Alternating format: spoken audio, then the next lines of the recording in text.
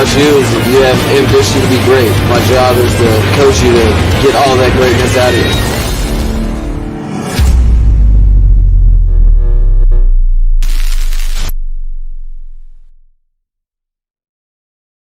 What's good, Fin Nation? What's good? It is your boy Reason. We are back here for another one on a Friday night. I just planned on doing a mock free agency, and obviously with the Watson news, it's been a little crazy out here.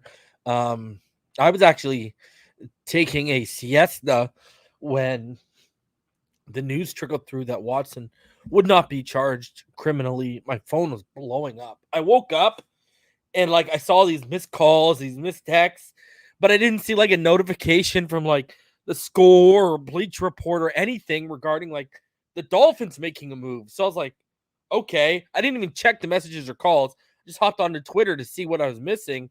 Lo and behold, it was obviously Deshaun Watson. And I do want to open up the show discussing this situation because, you got people out here blowing gaskets over Watson still. You got people on Twitter arguing back and forth, blah, blah, blah, blah, blah, about Watson. I'm here to tell you, why are you wasting your energy? Deshaun Watson is not going to be a Miami Dolphin. He is not coming to South Florida. That was closed. Like it or not, it's freedom of choice. It's a free country.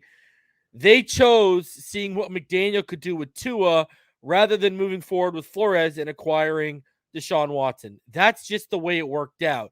Now, I've been saying for ever, it seems, that I thought he was going to be a Carolina Panther. And the teams that I've been told to watch are obviously the Panthers, the Seattle Seahawks, and the Tampa Bay Buccaneers. But why would you go to Seattle? They're tearing it down. DK Metcalf and Tyler Lockett are on the trade block right now. Bobby Wagner's gone. Their defense has gotten worse. Why? And it rains 90% of the year. Why would you want to go to Seattle? You can be one of the most depressed motherfuckers in the world if you go with Seattle. Other than those fire, I love those fire highlighter green jerseys, all green jerseys they have. But I digress. Other than that, what is there to really do? I'm telling you, Carolina or Tampa Bay will make the most sense. I think he's going to be a Panther. Go back to Carolina. The Clemson ties. He will be a complete god out there. I've been saying Carolina forever. I don't know what to tell you.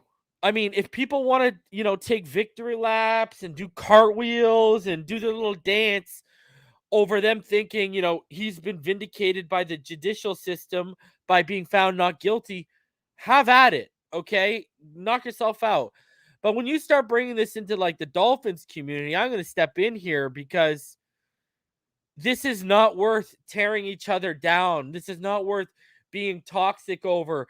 This is not worth all of the huff and the puff because he's not coming here. Now, if we were still in the market for Deshaun Watson, I probably wouldn't even be saying what I'm saying right now. But we're not. And it's getting to the point where people just need to get over it. And shout out to Fred earlier for the $1.99 donation. Appreciate you for the super sticker. Because here's the thing. Where this is getting right now, hearing, he's cleared and automatically circling back the wagon to the Miami Dolphins, that tells me, hey, you're not locked in. You don't know what's really actually going on behind the scenes, number one. I mean, number two, you're just setting yourself up for disappointment because it's not going to happen. And number three, you're desperate to be right about him coming to Miami and Tua not being the guy. I've told y'all for a minute. What has Reason been saying? Okay, what have I been saying? It's no longer about watching Watson. I've been saying this for months now. It's since we basically pulled out. This is what I've been saying. It's no longer about watching Watson. And I actually said this before we pulled out, but still. It's about watching Lamar Jackson. If Tua struggles, if Tua does not have a good 2022 campaign, the name and player to watch is Lamar Jackson. Now, we can all have our opinions on Lamar Jackson, the player. That's cool. Whatever. The reason why I'm saying to watch it is because we know Ross's love for that guy. And that's going back to the draft, right? When the draft to Jackson's draft year. That's the name I would be watching. If you really want to sit there and watch the market and root for Tua's downfall, which I don't know why you'd root for Tua's downfall, because if Tua falls on his face, the Dolphins fall on her face, and that means we waste another year of our lives losing. So I don't know why you'd be actively rooting against Tua, because if you're actively rooting against Tua, you're actively rooting against the Miami Dolphins.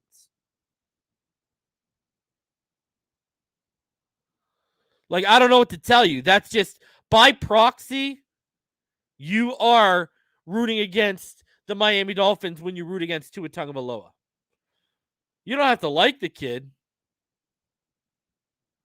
but when you root against him and you root for him to fail, if he fails, what do you think? The Miami Dolphins are going to be successful?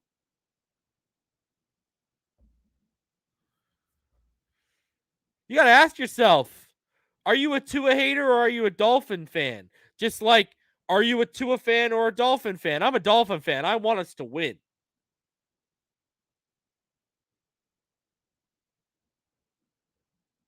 So, Deshaun Watson will be a Carolina Panther, a Seattle Seahawk, or a Tampa Bay Buccaneer. I was told the Commanders moved on Carson Wentz because they got told directly by Watson's camp it's not happening. So, if I was a betting man, I would put my money on the Carolina Panthers. And I've been saying this for I don't know how many months. They're the team to watch.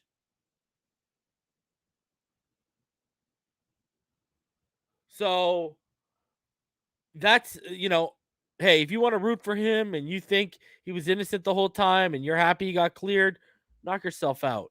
But when you start attacking other Dolphin fans and this starts becoming a toxic situation, and you got people out here trying to take victory laps like they were right, like he's coming to Miami. He's not coming. He's not coming. I'm going to tell you why the Seahawks, the Bucks, and I take the Seahawks out. I don't believe the Seahawks, it's going to go down. But I'm going to say this. They're in the NFC. Houston does not want to keep him in the AFC. So you could get him to the NFC. All right. And Scotty, good question, because I do and have been told privately, and I've been telling people privately, like I told EM today, McCaffrey's going to be part of the deal, I believe.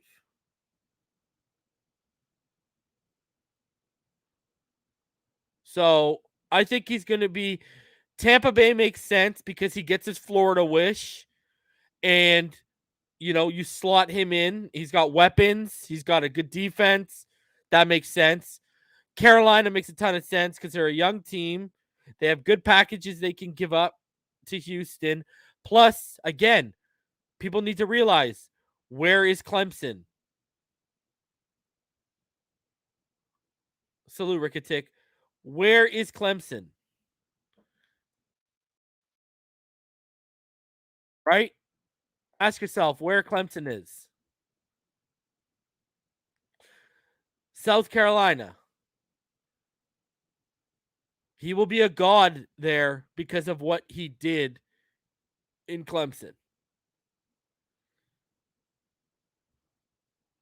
So, Clemson, the Clemson tie, the familiarity, that's just always made the most sense. And they've always stuck around. And actually, if you look into it, the Chargers never bothered the Carolina Panthers. They never said, okay, you gotta get rid of this amount or this amount. That never bothered them whatsoever. So, personally, I would watch Tampa and Carolina. Seattle might be a dark horse. I know, I talked to EM and he said, what about Pittsburgh? I don't think Pittsburgh is going to make that trade in terms of their salary cap, and they sound pretty freaking locked in on trying to get potentially Malik Willis in the draft. Now, they could be a potential dark horse, but again, Watson has a no trade clause. Do you really want to go play in Pittsburgh? Dude, Mike Tomlin and his staff are great. But do you really want to go play in Pittsburgh? If you could pick Tampa Bay, weather-wise and scene-wise and culture-wise, Tampa Bay, even Seattle's warmer than there, right? If you could go pick between all those places, Pittsburgh probably going to be on the lowest on the list. You don't want to go play in cold. If you look at Clemson to Houston, he's never played in that climate of weather. You're not going to want that. So I think Tampa and Carolina are the teams to watch. And if he wants to go to Carolina, he's going to Carolina. If he signs off on Carolina, that's where he's going because of their draft capital. They have the best, other than the Seahawks. Well, the Seahawks don't even have great draft capital because they had to make up for the Jamal Adams trade. So if you look at it, they probably, the best draft capital offer is going to come from Carolina. And they have young players they can offer. Plus, you can give Christian McCaffrey in the trade. It frees up cap, but it also gives Houston a name back offensively to work with Davis Mills going forward. So it kind of makes sense. I say watch Carolina, Tampa Bay. Those are where I watch. But listen, y'all need to stop. Whether y'all like it or not, we're going this year with Tua. I've said this from the get-go. They're not going to tie McDaniel to Tua long-term. If Tua doesn't work out this year, they've got 2 first-round draft picks. They're either going to try and trade for a franchise quarterback. Watch Lamar Jackson. It's not looking internally. Baltimore is not thrilled about potentially paying Lamar Jackson $40+ million a year. I don't know if he's going to get re-up for that money. So, watch Lamar, watch the draft class next year, but this year it's not happening. They're rolling with Tua. They're rolling with Tua this year. Whether you like it or not, whether you agree with it or not, it doesn't matter. That's what they've decided. They chose McDaniel and Tua. Don't know what to tell you. I really don't know what to tell you. So that's just the way the cookie has crumbled this year with Brian Flores leaving. Now, if Brian Flores had stuck around, yeah, we'd be making a move for Deshaun Watson.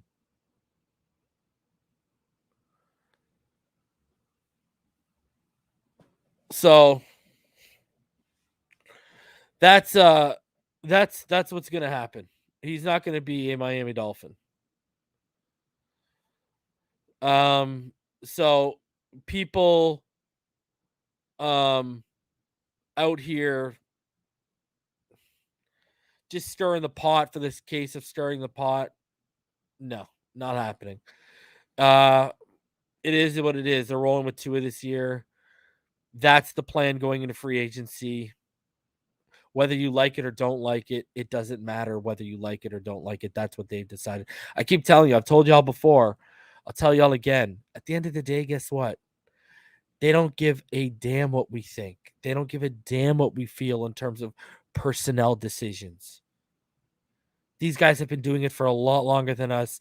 They get paid a lot more money than all of us make at our daily jobs to do this. They don't care what we think. They're going to go do what they want to do. That's it. That's just the bottom line. I know that's going to hurt some people because they think that their voice and opinion matters more than it does, but that's the truth. Sorry.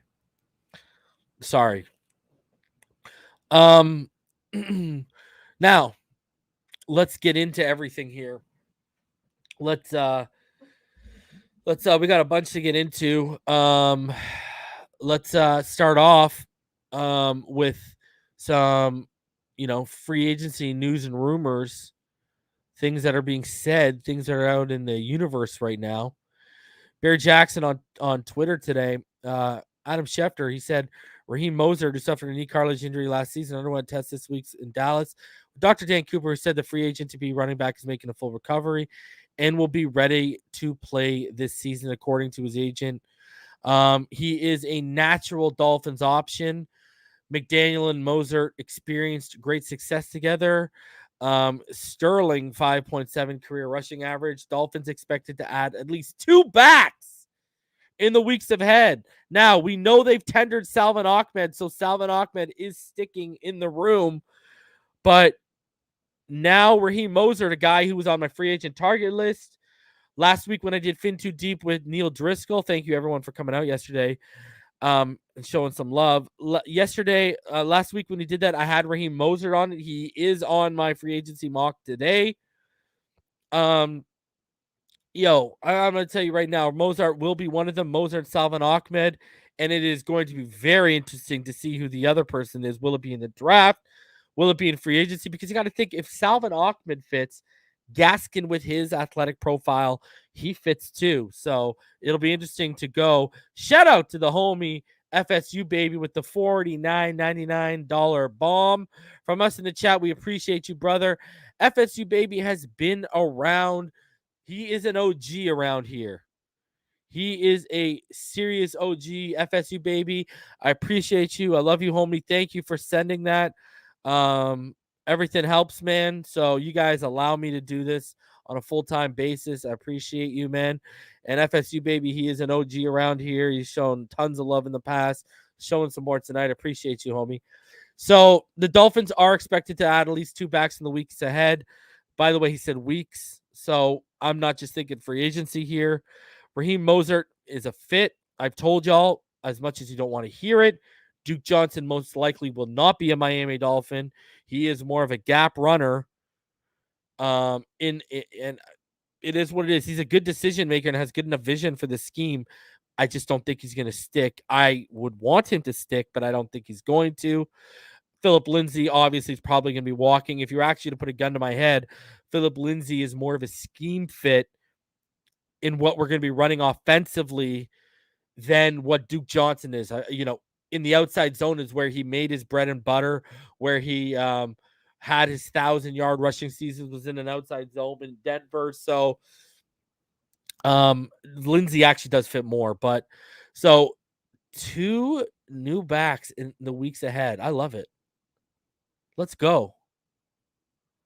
Let's shore up this run game. Let's get a run game that's respectable, that can win us those games where we got to go smash mouth football, because what we have right now and how we've ran it does not strike the fear of God into anyone. And when you want to run play action, when you want to run read options, you need the running game to be a contributing factor in your offense. You need to be able to keep the defenses honest, keep bodies in the box. We just have not been able to do that.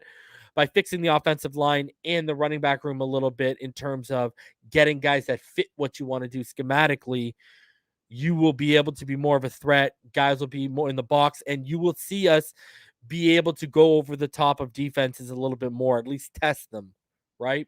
So a natural option.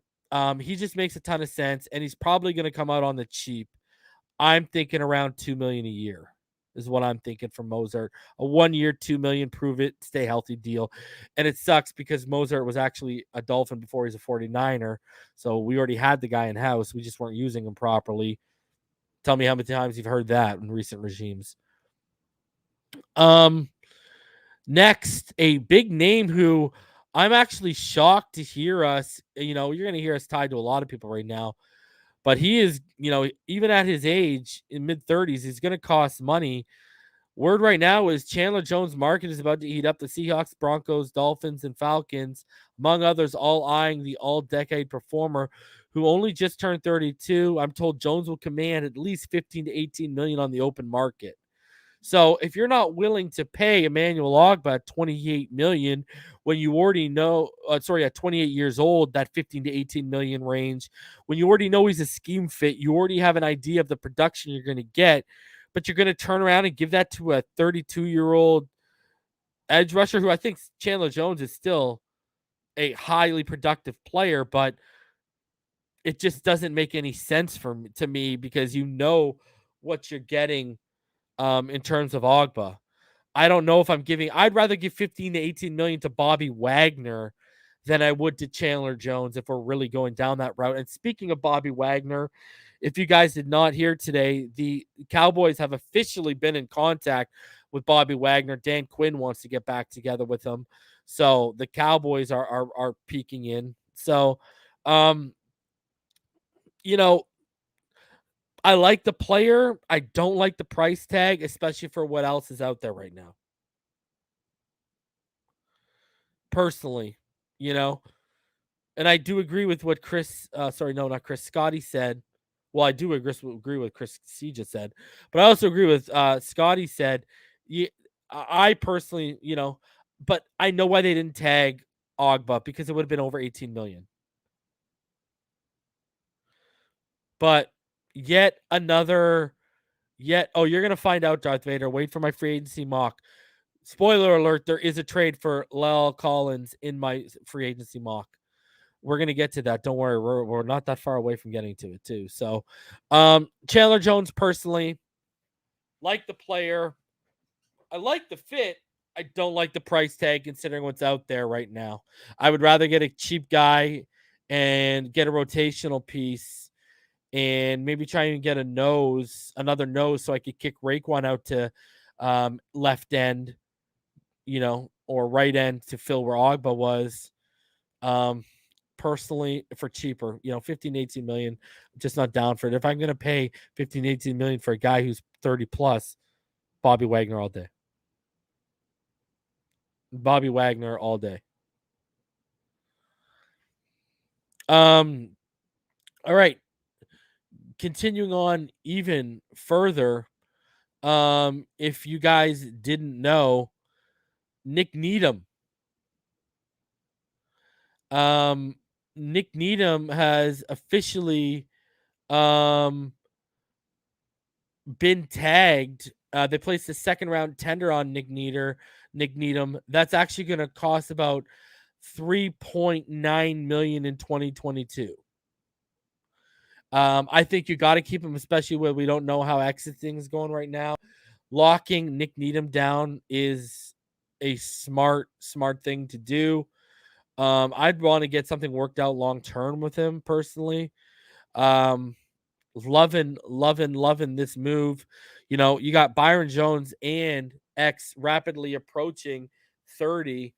And Nick Needham, he's shown you whether you can depend on him on the out wide, whether you want to put him on the slot. He just performs wherever he goes. I wouldn't even be surprised if they had to throw him at safety and he performed at a high level. Nick Needham has been a phenomenal acquisition by Chris Grier. One of the best UDFAs in recent memory. He continued his trajectory upwards while Preston kind of nosedived. So I'm so happy they got Nick Needham taken care of. They paid him under $1 million last year, but they got the production of a player, of more than $5.5 million. So shout out to Nick Needham. I'm happy, and shout out to his mother, Shannon. She's a fantastic person. I remember when she's on Twitter and we used to talk in the DM. She's always so kind. I'm glad they took care of 40 Glock. I really am.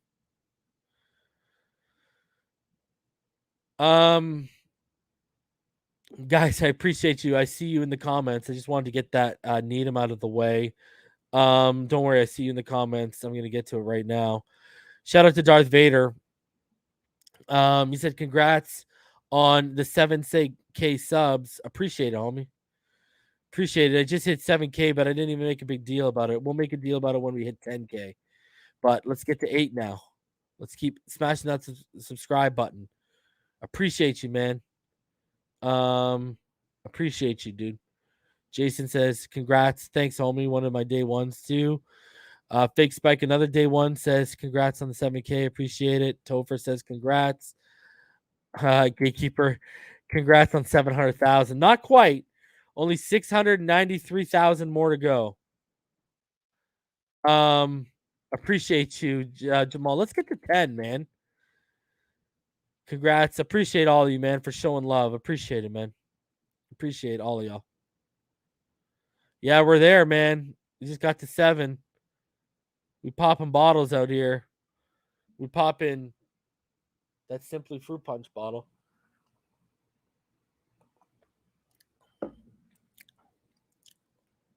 I appreciate you, J-Boy. I just haven't had my viral moment. That's all. Appreciate you, Irvin. Love you too, buddy. Thank you, John. Appreciate you, my guy. Yeah, Scotty should not subscribe. Hey, think about it for a sec, maybe.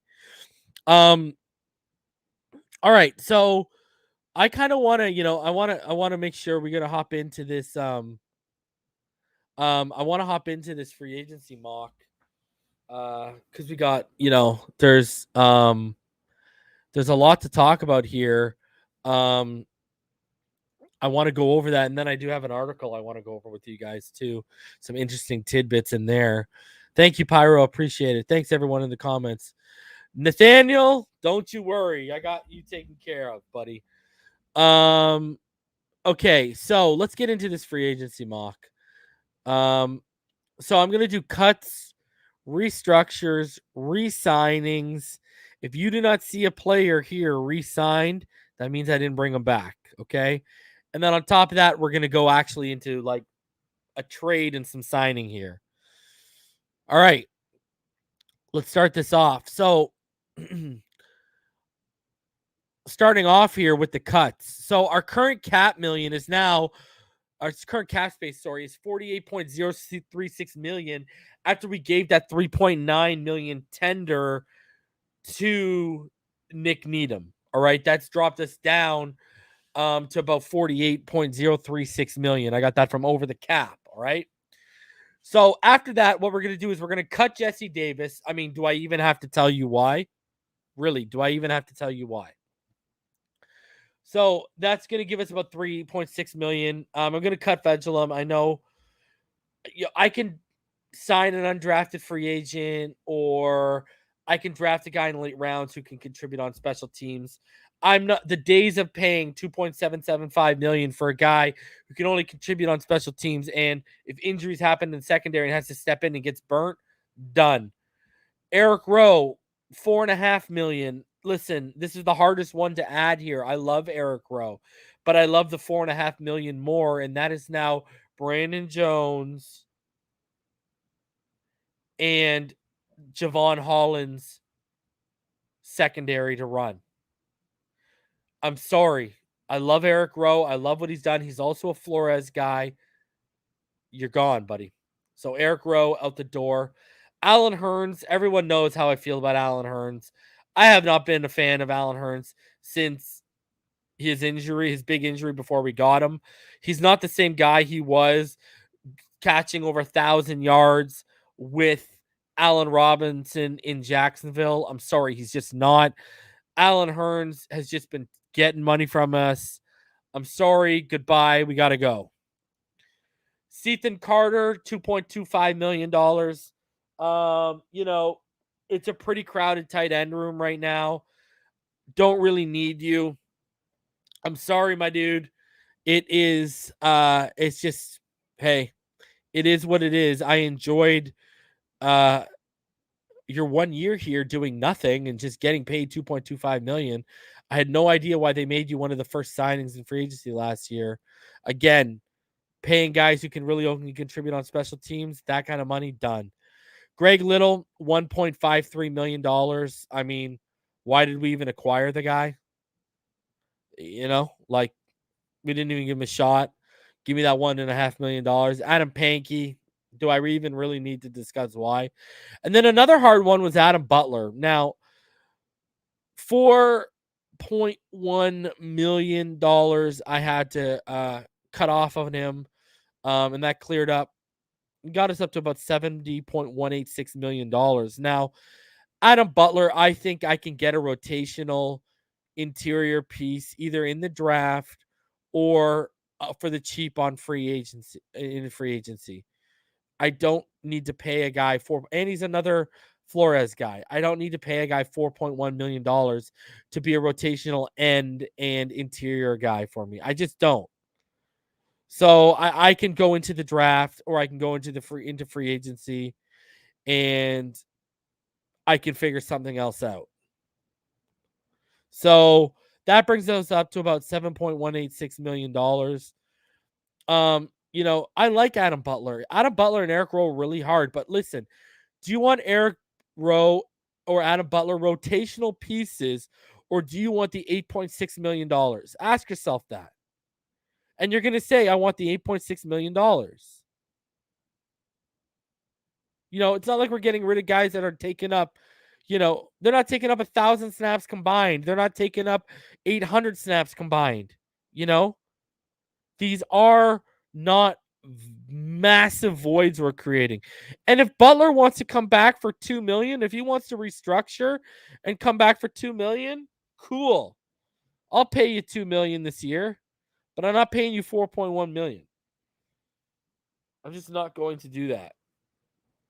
So I want the $8.6 million. I'm sorry. For they're rotational guys at this point in their career. You got to be smart with your money when you're paying rotational guys.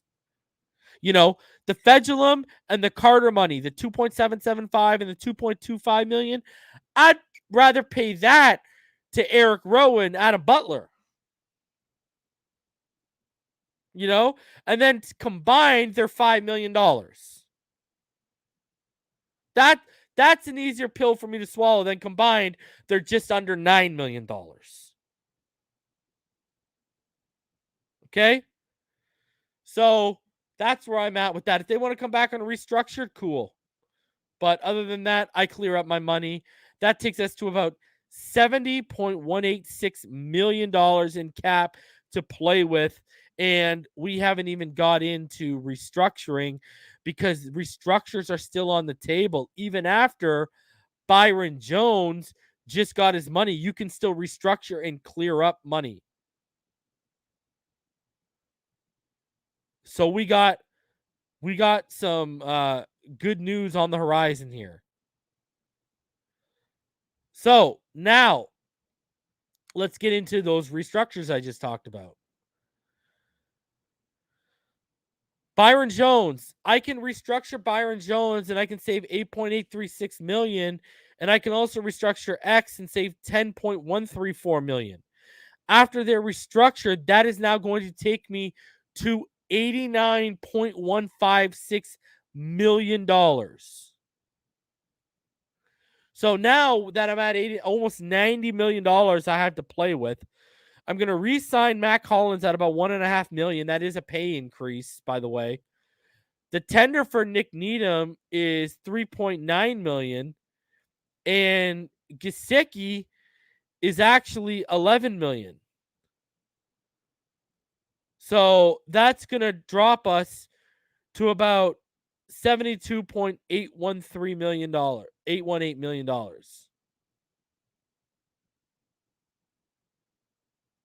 The leverage you have in a Jones restructure is the money on the back end. So now I got $72.818 million. DP7 says, what's up, Reason? Do we still have Kirk Merritt and they stash him like they did with Boda? No, Kirk Merritt is now he is now a New Orleans Saint. It's terrible. So I'm just thinking of something here. Yeah. So with this tender, I'm down to 72 point. I think I've double dipped the tender, to be honest with you. I adjusted the numbers today and it went down the 3 point. No, it didn't go down 4 million though. So yeah, it didn't. So yeah, they included the what's it called, tenders. Yeah. So now we're at 3.9 million tender. So now we're at 72.818. All right, $1 million heading in. All right. Now, no, I didn't do Needham twice. I don't think I double dipped because yesterday our cap on over the cap was about 51 million. It's down to 48 million. So if you were to take 51 from 3.9, let's say, let's round it up to 4, we should be at about 57 million. So they actually didn't double dip him twice. What they added in was the tenders for Salvin Ahmed and the tender for Elijah Mitchell. That's what they did, because Needham hasn't signed his tender. It hasn't been activated yet. Needham's tender hasn't been activated because they put a second round pick on him, right? So what happens is teams have a chance to match now, so it hasn't activated against our cap yet.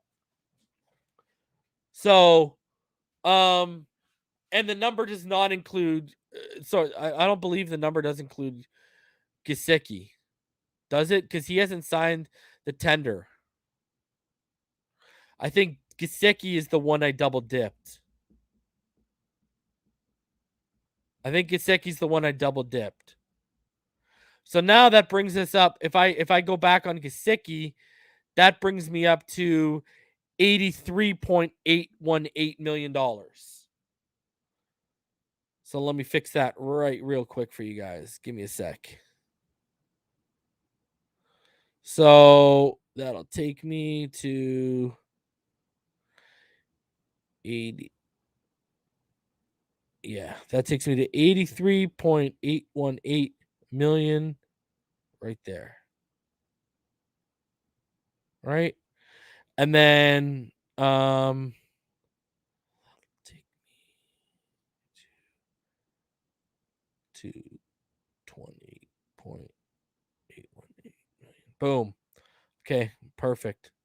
Give me a sec here, guys. I just fixed it. So let me just bring those new ones up.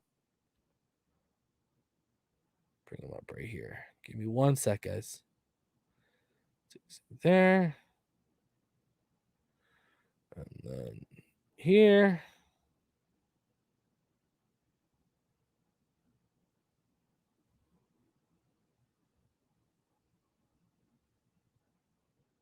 Three. All right. Beautiful. Perfect. All right. That's done. Adjusted. All right. Let me bring the new ones up. Give me a sec here. New ones coming up.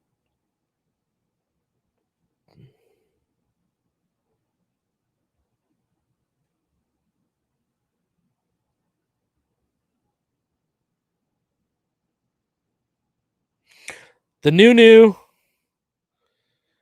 I knew it was they added Salvin Ahmed and Elijah Campbell's tenders. I was like, I double dipped here. I realized that right away. So let me pull this up then for you guys. 1 sec.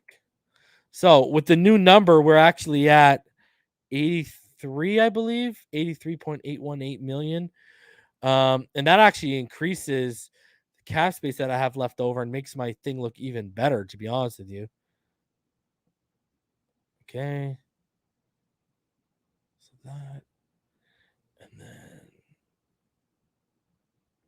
restructure. Okay. So now here we go. We are fixed. We are good to go. Now, here it is. So with the Byron Jones, with the tender, the Gesicki, so that takes us to $83.818 million now. So we are good to go heading in to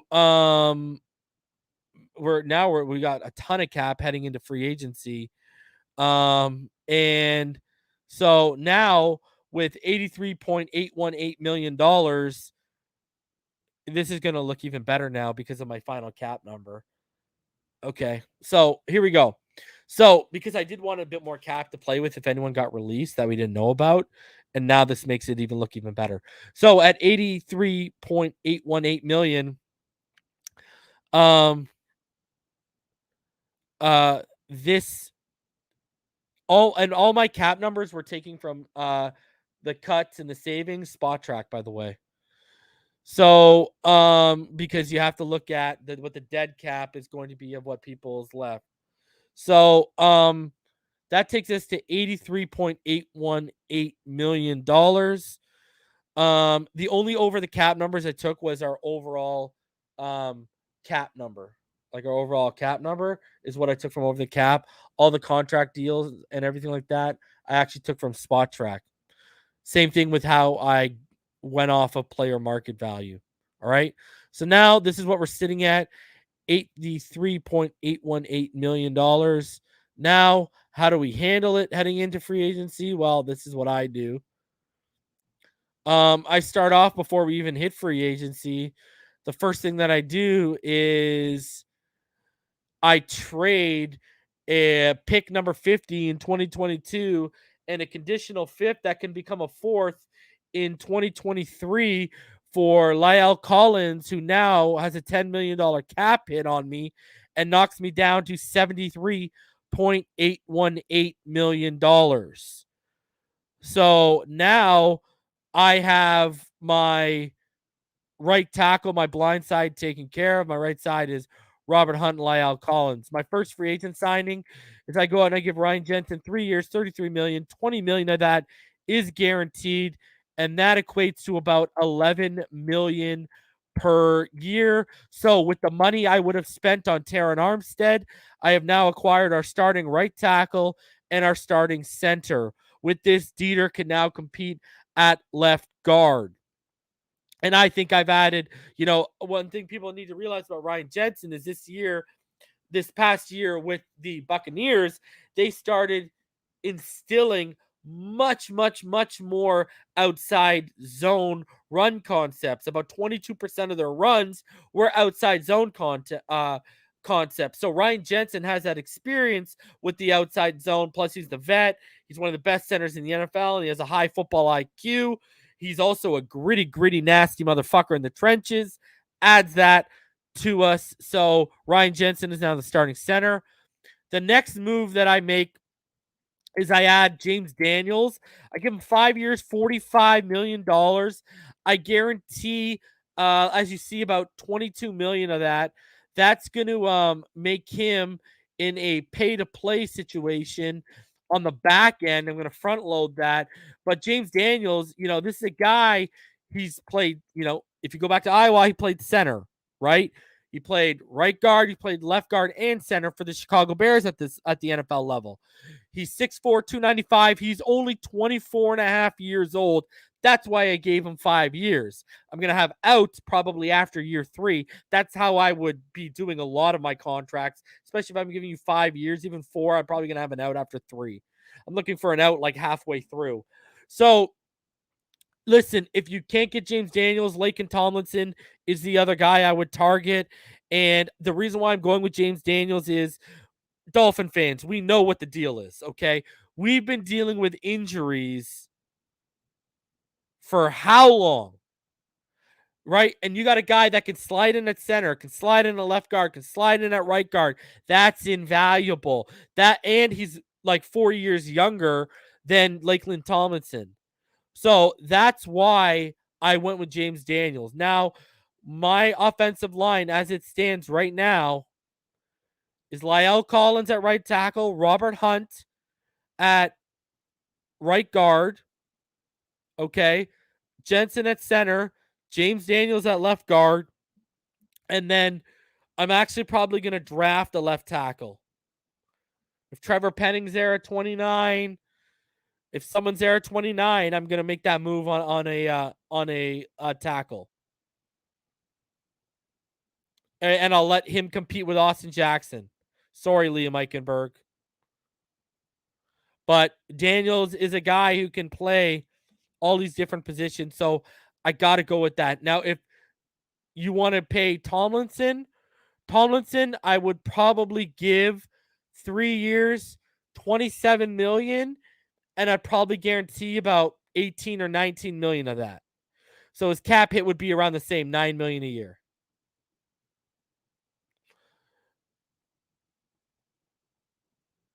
So And people asking if they would do that. Guys, they're only asking for a 4th or a 5th for Amari Cooper.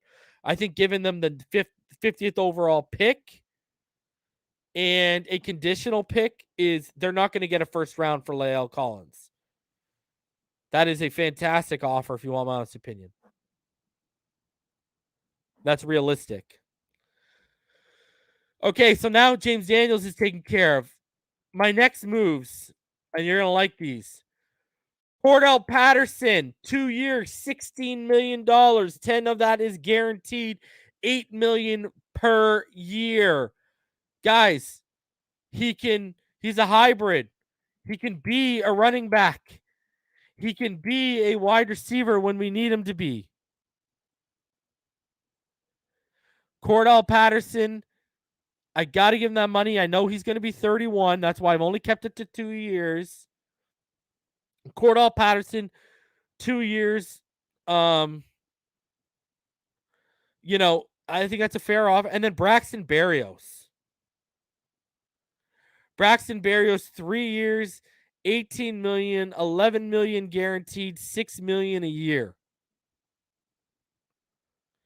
And I think you've added a guy who's a dynamic slot receiver if you need him to be. He's a return guy for us. 6 million per year. I'm down for that. But sticking with Cordell, we'll get to Braxton in a second. But, you look at Cordell Patterson this year, rushing alone. We're talking about a guy with 4.4 speed who's 6'2", 228, just a freak athletically. He ran for over 610 yards this year, 6 touchdowns, right? And then on top of that, as a receiver this year, he wasn't too shabby when he was called upon by any stretch of the imagination, right? 5 passing touchdowns and 548 receiving touchdowns. So we're talking about 11 total touchdowns and over, 1,100 plus total yards. J Love, what happened to the left tackle? I don't need a blindside protector on the left side. I need a blindside protector on the right side. And for the money that Terron Armstead costs, I got La'el Collins and Ryan Jensen. So I want Braxton Berrios. I think he can be a freaking game changer as well. And you look at Braxton Berrios, he is a phenomenal, he's a phenomenally underrated guy. Now I know he's 5'9", 190. He had 431 yards, two receiving touchdowns this year with shoddy quarterback play at best, let's be honest. When you look at it as a kick returner, though, guys, he had 852 yards this year and a touchdown. He averaged 30.4 yards per attempt on kickoff returns. On punt returns, he had 201 yards on 15 returns. He averaged 13.4 yards. He didn't muff one kick return or one punt this year. And he adds to a receiver room that needs help. We need help in that receiver room. Adds another weapon, but a special teams, like an actual legit, he's going to contribute as a pass catcher and in special teams. So, and then this is a guy too, right? Where, I know a lot of people just label him as a slot receiver. But I do think, he lined up, he's lined up. They've lined him up wide too, obviously not as much as in the slot, but you look at there were games where he had 51 snaps, 34 of them in the slot, 17 out wide. You know what I mean? So games where he had 37 snaps, 25 in the slot, 12 out wide. So he'll play both, and he's a motion man, good motion man. Add him to Lynn Bowden and Jalen Waddle. because Jalen Waddle is going to be the Y, right? So we're gonna need Z receivers, right? You got Bowden that can be a Z. Um, so sorry, hold on a sec here. One sec.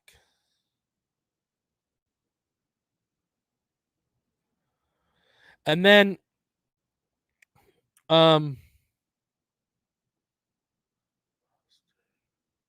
we need to find an X. That's where we really need to find. That's the real move that we need is we need to find a freaking X receiver. Hold on a sec here. We don't have anyone tethered to the line of scrimmage that, other than Parker. And like I said yesterday, Parker needs to realize that he is no longer,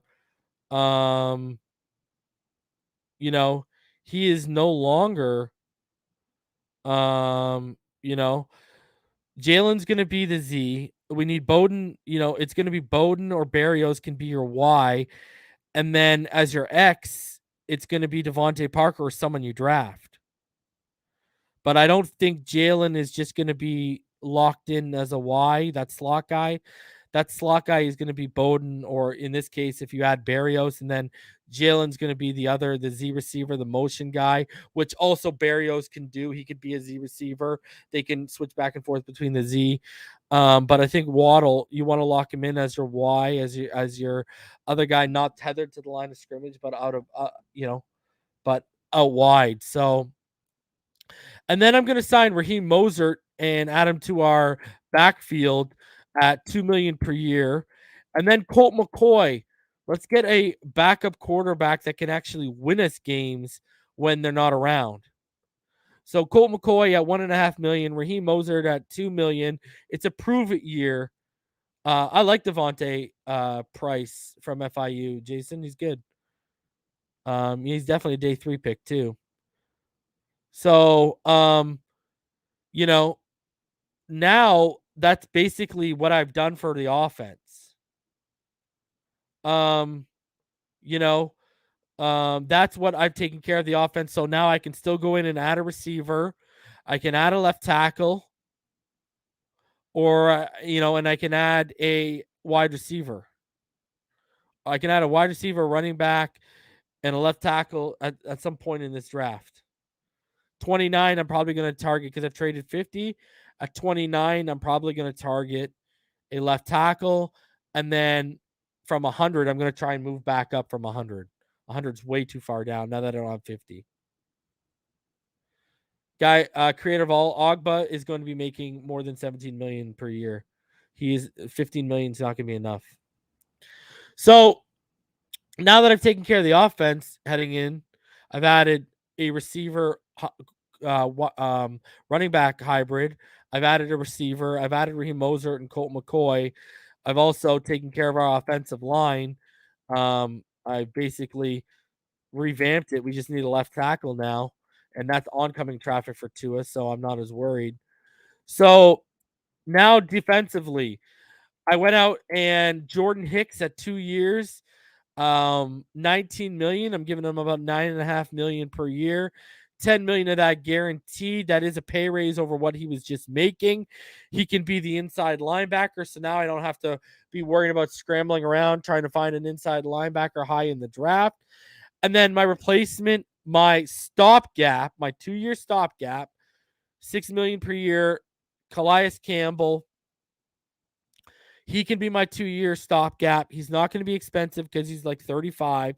He's still productive at 35, right? And, between, Raekwon being able to kick out and play end at times, and now Calais Campbell, I've taken care of that. I don't got to stress about having to find a defensive end. I can go get one in the, on day 3. But, now I'm not, see the needs I've taken care of? See, I've given you a second tier guy to take care of Ogba.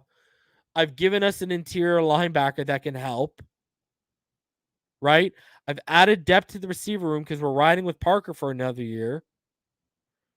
I've brought back Matt Collins. So even before we go into the draft, and Gesicki's back. So but even before we go into the draft, the top pass catchers on the team right now are Jalen Waddle, Braxton Berrios, Cordell Patterson, Matt Collins, Mike Gesicki, and Devontae Parker. And then my running back room is now Salvin Ahmed's been brought back. Gaskin is still there. Raheem Mosert's been added. And Cordell Patterson can be back there if you need him too. And then our starting offensive line from right to left, La'el Collins, Robert Hunt, Ryan Jensen. And then obviously, James Daniels. And then obviously we got to let Austin Jackson and Eichenberg battle out at left tackle. And I'm probably going to be drafting another left tackle. And here's the real thing. I've spent only $53 million. So I actually have $20.81 million remaining right now. So what is this? What am I telling you by this? Listen, I got about $9 million for my draft class. So I've got $11 million. If there's a left tackle that's cut,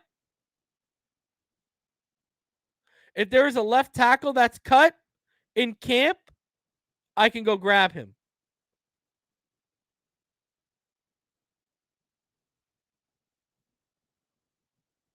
Right? So if there's now a left tackle, I can go grab him. Any surprise cut, I've got over $10 million to play with. So I only spent, right, like heading in, I had seven after I traded for La'el Collins.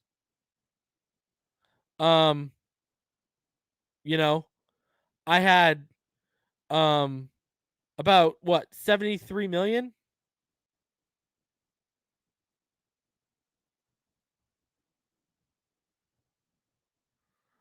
Right? After I traded for La'el, I had 73.818 million. I spent 53 of it. So that leaves me with 20.818 million and tons of flexibility.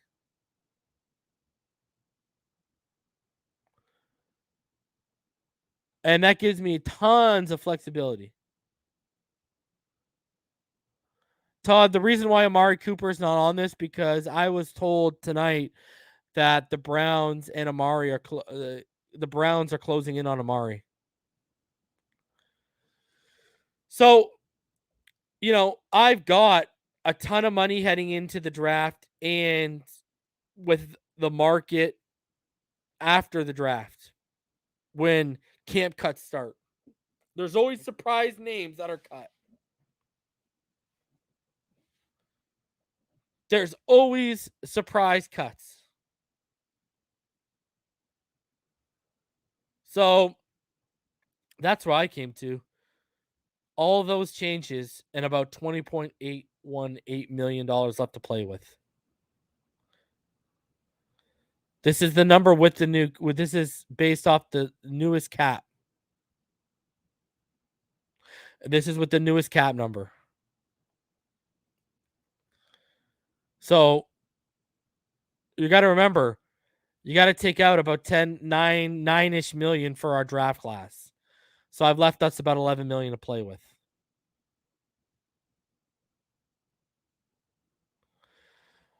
So I love it.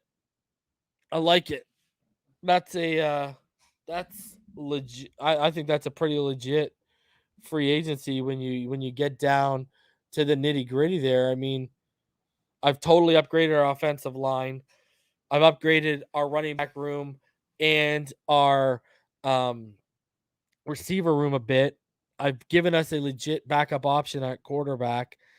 I filled Ogba's missing piece with a second tier guy, and I brought in a interior linebacker that's actually finally going to help us against the run. So, yeah, that's my mock free agency. Remember the tampering window is going to open Monday, so we could start hearing names as early as Monday. And just a quick reminder, on Sunday, I'm going to be dropping my top 10 plus honorable mention wide receiver big board for all of you guys. So be on the lookout for me to go live Sunday with that. And then one final thing here, guys, before we get out of here. A real interesting thing, I thought, at least. It is an article, one of the latest articles from Barry Jackson. It's called Metrics Reveal the Extent of Miami Dolphins Offensive Line Woes. And the Dolphins, if they're honest with themselves, can project only one lineman as a definite 2020 starter, Robert Hunt, which I've been saying from the whole time. The Dolphins in the weeks ahead are expected to add at least one tackle and potentially a starting guard. So there you go, at least one starting tackle and at least one starting guard. So if it's a left tackle and a left guard, where does that leave Austin Jackson? And if Austin Jackson ain't starting in this offense, Liam Eichenberg ain't starting in this offense. The Dolphins in the weeks ahead are expected to add at least one starting tackle and potentially a starting guard, with the 49ers Laken Tomlinson a natural guard target because of his connection to Mike McDaniel. Chicago guard James Daniels will also make a lot of sense. And Mike McDaniel shouldn't feel secure. Michael Dieter shouldn't feel secure about his starting job. It's a deep class of free agent centers, and the position is particularly important in the offensive system used by McDaniel. If you remember my free agent target list, Brian Allen is a name I'm quietly hearing too if Jensen doesn't work out. We've implored the Dolphins to fix left tackle by signing one of the best free agents, New Orleans' Terron Armstead, or New England's Trent Brown. Trent Brown can play right tackle too. Who can play both sides. The Colts' Eric Fisher or Jets' right tackle Morgan Moses would be other proven free agent targets. Other interesting option has emerged. Right tackle La'el Collins, who has been made available by Dallas, the source confirmed. The Dolphins pursued him when he went undrafted out of LSU in 2015 before he signed with Dallas. He missed 5 games last season due to violating the leave substance policy. Though Armstead will be appealing, I'm hearing the market for him will be very competitive. Collins might end up being a more affordable option if last season's suspension doesn't deter Miami. PFF named one player each team should pursue this offseason. Its choice for the Dolphins was Eric Fisher. The Dolphins' tackles earned the lowest grade by almost 10 points in 2021, with a lot of shuffling players around in the process, PFF said. Rookie second round pick Liam Eichenberg showed some promise at left tackle. I don't know what they're watching, but he probably fits best on the right side. Again, that whole Madden mentality. Oh, he can all of a sudden switch over when the guys, usually like the reason why I thought Panay could make the switch was not only because he had played it before in high school, but also because Panay was athletic enough. Eichenberg's not athletic. Having Fisher serve as a blindside protector could go a long way in solidifying the entire unit. Hold on a sec. Fisher played in 20. Fisher's the left tackle. He's not even the blindside protector. So whatever PFF's talking about, I want what you're smoking. Left side is not the blind side, my friend. But even though Fisher was excellent as a run blocker last season, he permitted 7 sacks and he's 31. So he'd be more of a stopgap. Eichenberg graded out poorly as a left tackle, but improved to decent in the final weeks of the season. If he moves to right tackle, he would be protecting Tua. No thanks. Among 83 qualifying tackles, Pro Football Focus rated Jesse Davis 80th and Eichenberg 81st. Ouch. Davis stands the risk of being cut. Here were PFS final rankings. Dieter was ranked 29th amongst 40 centers. Amongst 83 qualifying guards, Hunt was rated 37th. Austin Jackson, 76th. See, I told y'all, all these people, Austin Jackson was good. No, man. That's the one time I'll agree with Austin, with their fucking ranking, because the tape showed Austin Jackson was not good at left guard. And if you watched me, Ball Game and Martin, break it down every week, we showed you why. So there's one surefire starter in 2020 with Hunt. Everything else is a question, though Eichenberg has a chance to start somewhere on the line. The Dolphins believe he can become a good player. Yeah, that was the old regime, buddy. While Dieter was confident, it would be surprising if the Dolphins don't pursue a center in the draft or from a strong free agent class led by Brian Allen, Ben Jones, and Ryan Jensen. There are at least 8 starting centers in free agency. With the Dolphins hiring Matt Applebaum as their offensive line coach, Dolphins could draft one of 2 interior linemen he attended at Boston College, Alec Lindstrom, or obviously Zion Johnson. Makes a lot of sense. Mel Kiper has Linderbaum going at 10, and he has Johnson going at 27 in his draft, but who cares because Kiper's always wrong. No surprise that the Pro Football Focus rated the Dolphins' offensive line as the worst in the league last season, with Hunt grading out the best and Jackson as the worst among the 5 starters. The Dolphins allowed a league high 23 pressures and would have permitted more sacks if not for Tua Tagovailoa's nimbleness and avoiding them. See, this is why when people were like, "Oh, I don't want to hear the offensive line excuse. Burrow's getting sacked." Well, that tells me you're not watching either the Cincinnati tape or the Dolphins tape. Because if you watch the Dolphins tape, he was avoiding pressure sacks. He's been doing this since last year. Okay. Number 2, if you had watched the Cincinnati tape, you would see a lot of those sacks are on Burrow not making the proper hot read and them not making the proper adjustment and not being nimble enough to get away.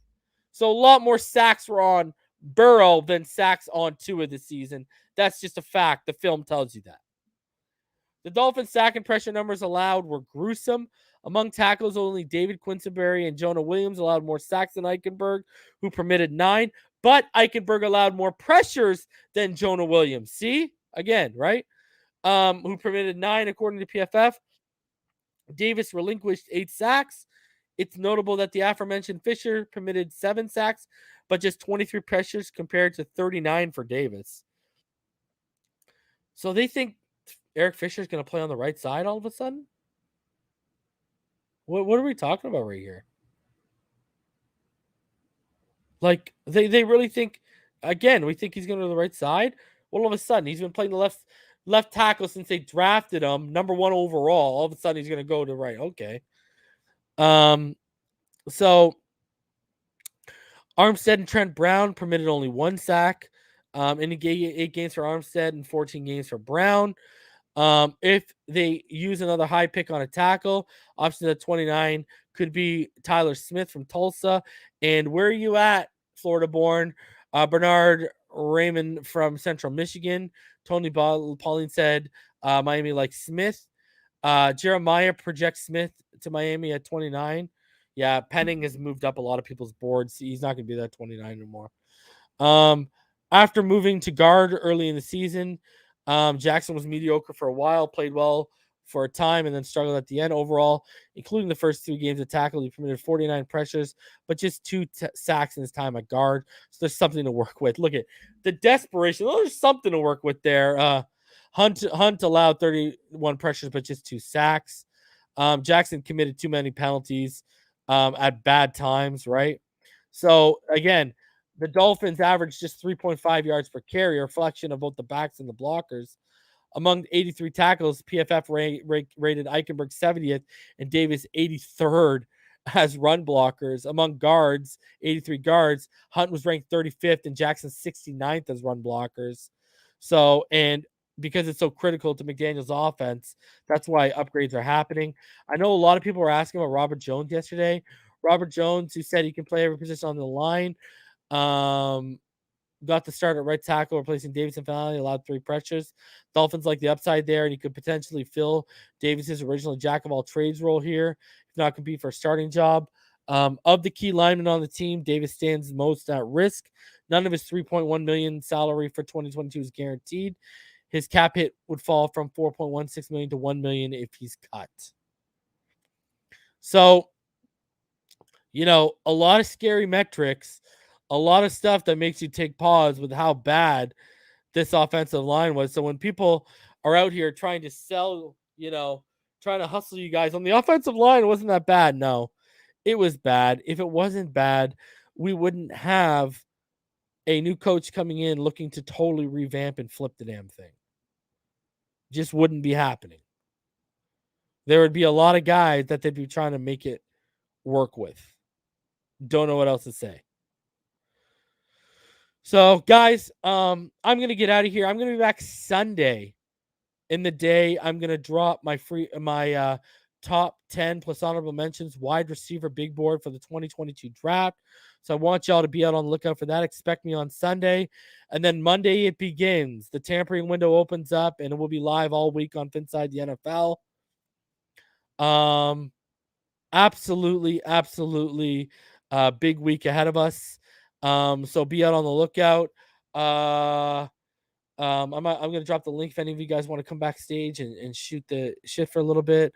But other than that, guys, I appreciate each and every one of you for tuning in, taking some of your Friday night to join me here. I love each and every one of you. I will see all of y'all on Sunday. Be sure, hit that notification button. Subscribe if you're new. We just passed 7K. Let's get to 8. So subscribe if you're new. Pound that like button. Help me with my friend Algorithm. And I'll see y'all on Sunday, guys. And on Sunday, again, top 10 wide receiver big board plus honorable mentions. So be out on the lookout for that. I'll see all of y'all on Sunday. Until then, I appreciate each and every one of you. And as always, stay happy, healthy, safe, and blessed. Fins up all day, every day, baby.